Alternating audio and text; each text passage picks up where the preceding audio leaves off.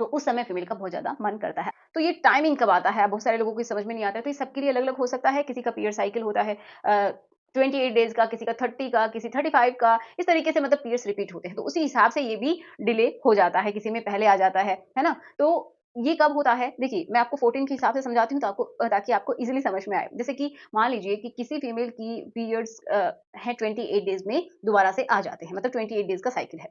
तो उसको जो ओव्यूलेशन का टाइमिंग होगा, वो लगभग जो मिड है 14 डेज़, मान लीजिए किसी को पीरियड आए 1 को, ठीक है? एंड उसकी दोबारा से पीरियड्स आ गई 28 को, ओके? तो 28 से आप पीछे की साइड काउंट कर लीजिए, 14 को उनका होगा ओव्यूलेशन डे। 14th जो आपकी जो तारीख होगी उसको होगा ओव्यूलेशन डे।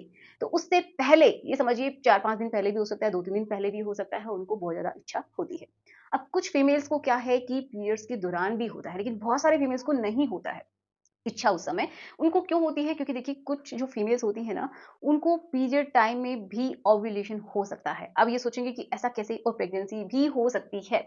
जानिए कैसे? क्योंकि देखो जिनका पीरियड साइकिल लगभग 18 दिन, 20 दिन का है, तो ये समझिए कि आप 14 डेज़ जब आप काउंट करेंगे, तो उसी समय उनका ओव्यूलेशन हो जाता है ना? तो किसी-किसी का अगर ओव्यूलेशन सॉरी जो साइकिल है, वो बहुत ही छोटी है, तो उनका उस समय भी इच्छा हो सकती है जब उनका पीरियड्स चल रहा होता है। उस दौरान किसी-किसी को क्या होता है ओव्यूलेशन भी हो जाता है और प्रेगनेंसी भी हो जाती है। ओके?